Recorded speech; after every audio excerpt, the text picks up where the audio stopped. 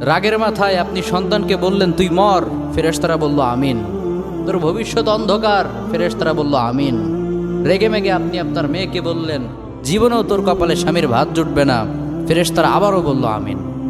আচ্ছা, আপনি না সেই ব্যক্তি যে তার নিজের জীবনের চাইতেও সন্তানকে বেশি ভালোবাসেন?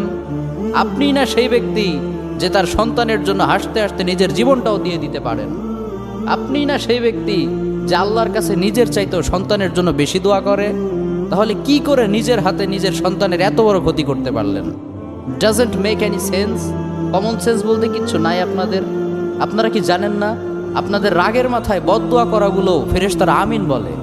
দাওয়াতুল ওয়ালিদ আলা ওয়ালাদি, বাবা মা তার সন্তানের জন্য যেই দোয়া করে সেটা ভালো হোক কিংবা বদদোয়া হোক, আল্লাহ সেটাই কবুল করে নেয়। এজন্য খবরদার, নেভার কার্স ইউর চিলড্রেন।